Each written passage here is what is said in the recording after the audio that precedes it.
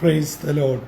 ജീവജലത്തിൻ്റെ പുതിയൊരു എപ്പിസോഡിലേക്ക് എല്ലാ സഹോദരങ്ങൾക്കും വേഗം വരുന്നവനായ യേശുക്രിസ്തുവിൻ്റെ അതിപരിശുദ്ധ നാമത്തിൽ സ്നേഹ വന്ദനം. ഇന്ന് 2025 ഓഗസ്റ്റ് മാസം 25-ാം തീയതി തിങ്കളാഴ്ച. ദൈവത്തിൻ്റെ അളവറ്റ കൃപയാൽ ഈ മാസത്തിൻ്റെ അവസാനത്തെ വർക്കിംഗ് വീക്കിലേക്ക് തമ്പുരാൻ നമ്മെ പ്രവേശിപ്പിച്ചിരിക്കുന്നു. നാം ഓരോരുത്തരും ആയിരിക്കുന്ന ഇടങ്ങളിൽ ആരോഗ്യത്തോടും ബലത്തോടും ദൈവകൃപയോടും തമ്പുരാൻ നമുക്ക് നൽകിയിരിക്കുന്ന എല്ലാ പ്രവർത്തന കർമ്മ മണ്ഡലങ്ങളിലും വിശ്വസ്തയോടും കൃത്യനിഷ്ഠയോടും കൂടെ പ്രവൃത്തി ചെയ്യുവാൻ ഇടയാവട്ടെ എന്നുള്ള പ്രാർത്ഥനയോടെ ഇന്നത്തെ വാഗ്ദത്ത വചനത്തിനായി ഒരുങ്ങാം.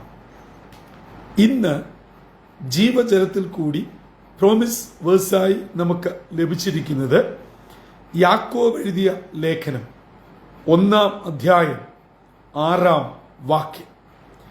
The epistle of James chapter 1 verse 6 നാം ഇപ്രകാരം വായിക്കുന്നു: എന്നാൽ അവൻ ഒന്നും സംശയിക്കാതെ വിശ്വാസത്തോടെ യാചിക്കണം. സംശയിക്കുന്നവൻ കാറ്റടിച്ചലയുന്ന കടൽ തിരക്ക് സമൻ.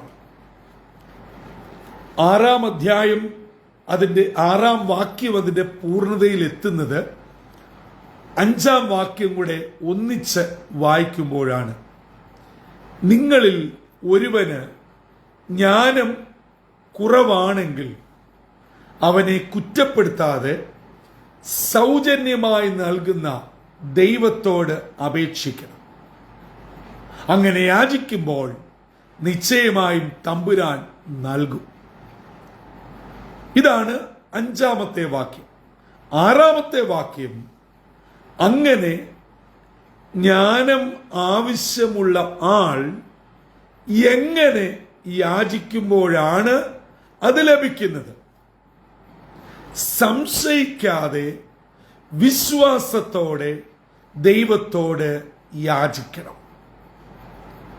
അതെ, സംശയിക്കുന്നവൻ കാറ്റ് അടിച്ച് അലയുന്ന കടൽ തിരക്ക് സമനാണ്. ഈ പ്രഭാതത്തിൽ നമ്മൾ എല്ലാവരും ഓരോ വാക്കിലെങ്കിലും പ്രാർത്ഥിച്ച് എഴുന്നേൽക്കുന്നവരാണ്. നമ്മുടെ പ്രാർത്ഥനയുടെ ആകെ തുക എന്ന് പറയുന്നത് നമ്മുടെ നിത്യജീവനെക്കുറിച്ചോ മാനസാന്തരത്തെക്കുറിച്ചോ രക്ഷയെക്കുറിച്ചോ ദൈവകൃപയെക്കുറിച്ചോ സുവിശേഷ വേലയെക്കുറിച്ചോ ഒന്നുമല്ല. ആത്യന്തികമായി എന്താണ്? ഇന്ന് പകൽ ഒരു കാര്യവും കുറയാതെ എൻ്റെ മുഴുവൻ കാര്യങ്ങളും നടന്നിരിക്കണം. അത് ആരോഗ്യകാര്യം, പ്രത്യേകിച്ച് സാമ്പത്തിക കാര്യം, മക്കളുടെ കാര്യം, വീട്ടിലെ കാര്യം എല്ലാം നടക്കണം.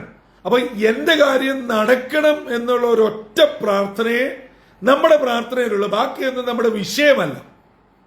പക്ഷേ അത് തെറ്റില്ല, പ്രാർത്ഥിച്ചോളൂ. പക്ഷേ പ്രാർത്ഥിക്കുന്ന ആൾ എങ്ങനെ പ്രാർത്ഥിക്കണം? 6-ാമത്തെ വാക്യം പറയുന്നു: വിശ്വാസത്തോടെ അവൻ ദൈവത്തോട് യാചിക്കണം എന്ന് പറയുമ്പോൾ നമ്മൾ പ്രാർത്ഥിക്കുമ്പോഴും നമുക്ക് യാതൊരു ഉറപ്പുമില്ല, വിശ്വാസവുമില്ല ഞാൻ പ്രാർത്ഥിച്ചത് എനിക്ക് കിട്ടുമെന്ന്. പിന്നെ നമ്മുടെ ഒരു മനസ്സിന്റെ തൃപ്തിക്ക് വേണ്ടി എന്തൊക്കെയോ ജൽപ്പനം ചെയ്ത് ഞാൻ എന്തൊക്കെയോ പറഞ്ഞ് ഏൽപ്പിച്ചു എന്നുള്ള ഒരു മനസ്സിന്റെ തൃപ്തി കൊണ്ട് എഴുന്നേറ്റ് പോരുന്നു എന്നല്ലാതെ നമ്മിൽ എത്ര പേർക്ക് വചനം പറയുന്ന വിശ്വാസമുണ്ട്? അതുകൊണ്ടാണ് യാക്കോബ് അപ്പോസ്തലൻ പറയാണ്, സംശയാലും കാറ്റടിച്ച് അലയുന്ന തിരകൾക്ക് സമനാണ്. ശരിയല്ലേ? ഈ പ്രഭാതത്തിൽ നാം ഓരോരുത്തരും നമ്മെ ഒന്ന് നോക്കിക്കാട്ട്. അക്ഷരാർത്ഥത്തിൽ ഈ വാക്യം നമ്മുടെ ജീവിതത്തിൽ തന്നെ സംഭവിക്കുകയല്ലേ? നമുക്ക് ഈ വിശ്വാസവും പ്രത്യാശയും ദൈവകൃപയൊക്കെ പ്രാർത്ഥിച്ചുകൊണ്ടിരിക്കുമ്പോൾ ആ പ്രാർത്ഥനയുടെ ഒരു മൂഡിലൊക്കെ വന്നാൽ സ്പിരിറ്റൽ സ്പീഡിൽ പ്രാർത്ഥിക്കും. അല്ലേ പച്ച മലയാളത്തിൽ പറഞ്ഞാൽ നമുക്ക് നാക്കുമില്ല, മൂക്കുമില്ല, ശബ്ദവുമില്ല, ഒച്ചയുമില്ല, ഒന്നുമില്ല. ഇതൊക്കെയല്ലേ പ്രിയമുള്ളവരെ നമ്മുടെ പ്രാർത്ഥന? ദൈവം പിന്നെ എങ്ങനെ മറുപടി തരും? അതുകൊണ്ട് യാക്കോബ് അപ്പോസ്തലൻ ചിതറിപ്പാർക്കുന്ന 12 ഗോത്രങ്ങളിലെ വിശ്വാസ സമൂഹത്തോട് പറയുകയാണ്, നിങ്ങൾ ദൈവസന്നിധി യാചിക്കുമ്പോൾ നിങ്ങൾ യാചിക്കുന്നത് നിങ്ങൾക്ക് ലഭിക്കും എന്നുള്ള പൂർണ്ണ നിശ്ചയത്തോടും വിശ്വാസത്തോടും പ്രാർത്ഥിക്കണം. അപ്പോൾ അതിന്റെ അർത്ഥം, ഞാൻ വിളിക്കുന്ന എന്റെ ദൈവത്തിൽ എനിക്ക് അചഞ്ചലമായ വിശ്വാസം ഉണ്ട്. എന്റെ ദൈവം എന്റെ വിഷയത്തിന് മറുപടി തരുവാൻ മതിയായവനാണ്. അതുകൊണ്ട് ഞാൻ പ്രാർത്ഥിക്കുന്ന ഈ വിഷയത്തിന്മേൽ ദൈവം ഇടപെടും, പ്രവർത്തിക്കും, എനിക്ക് നിശ്ചയമായും മറുപടി തരും. ഈ ഒരു വിശ്വാസത്തോടെ പ്രാർത്ഥിക്കുമ്പോൾ നിശ്ചയമായും നമ്മുടെ വിഷയങ്ങൾക്ക് മാറ്റം വരും, വിടുതലുണ്ടാവും, സൗഖ്യമുണ്ടാകും, ദൈവകൃപ വ്യാപരിക്കും. അതുകൊണ്ട് ഈ പുത്തൻ പ്രവർത്തന ആഴ്ചവട്ടം നമ്മുടെ ജോലികൾക്ക്, പഠനങ്ങൾക്ക്, യാത്രകൾക്ക്, നിയമകാര്യങ്ങൾക്ക് എന്ന് വേണ്ട നമ്മുടെ എല്ലാ കാര്യങ്ങൾക്ക് വേണ്ടി നമ്മൾ ഇറങ്ങി പുറപ്പെടുകയാണ്. ഇതിനൊക്കെ മുമ്പേ നമ്മൾ പ്രാർത്ഥിക്കുന്നുമുണ്ട്. പ്രാർത്ഥന വെറും മനസ്സംതൃപ്തിക്ക് വേണ്ടിയാണോ? ഉള്ളിലെ ഭയം കൊണ്ട് പ്രാർത്ഥിക്കുകയാണോ? അതോ എന്റെ ദൈവത്തിലുള്ള ഉറപ്പിലും വിശ്വാസത്തിലുമാണോ പ്രാർത്ഥിക്കുന്നത്?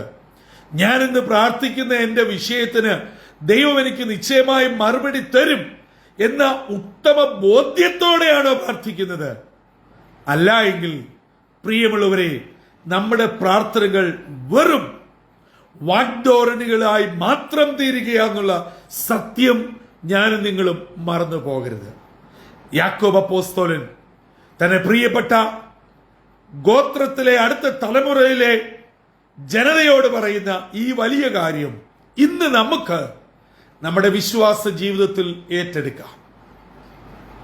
വളരെ വിശ്വാസത്തോടും ദൈവത്തിലുള്ള ഉറച്ച പൂർണ്ണ അർപ്പണത്തോടും ആശ്രയത്തോടും നമ്മുടെ പ്രാർത്ഥനകളും ജീവിതങ്ങളും മുൻപോട്ട് പോകട്ടെ.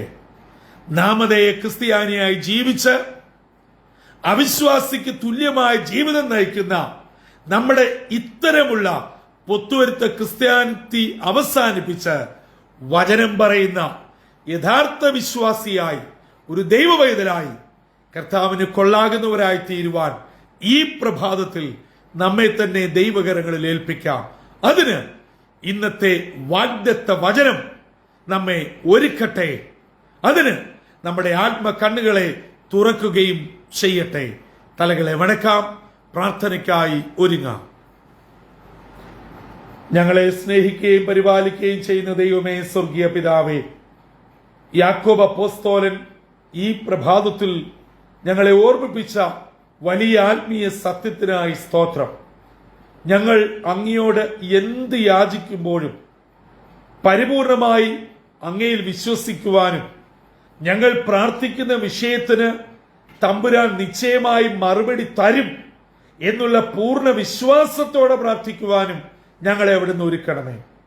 അങ്ങനെ ഞങ്ങൾ ദൈവസന്നിധി പ്രാപിച്ചെടുക്കുവാൻ, അതിൽ കൂടെ അനേകർ ദൈവത്തെങ്കിലേക്ക് ചേരുവാൻ ഇടയാകണമെന്ന് പ്രാർത്ഥിക്കുന്നു. ഞങ്ങൾ ഒരിക്കലും സംശയാലുക്കളായി തീരുവാൻ ഇടയാകരുതേ.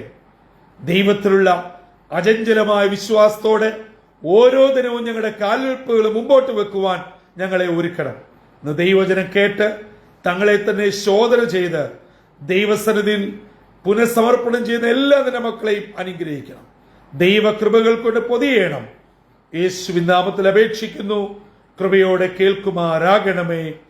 ആമീൻ, ആമീൻ, ആമീൻ. പ്രിയ ദൈവജനമേ, ഇന്ന് യാക്കോബ് അപ്പോസ്തലൻ നമ്മോട് പറഞ്ഞത് നമ്മുടെ കാര്യമാണ്.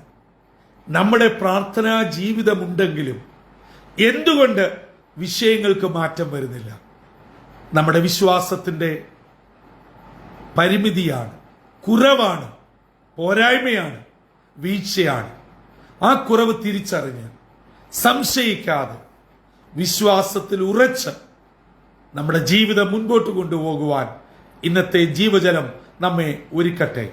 അങ്ങനെ ധന്യമായ ക്രിസ്ത്യ ജീവിതത്തിന്റെ ഉടമകളായി ദൈവകൃപയിൽ മുന്നേറുവാൻ സർവശക്തനായ ദൈവം നമ്മെ ഏവരെയും ഒരുക്കട്ടെ. കർത്തൃ ശുശ്രൂഷയിൽ നിങ്ങൾക്കൊപ്പം brother Santhosh Kodukulanji. God bless us all.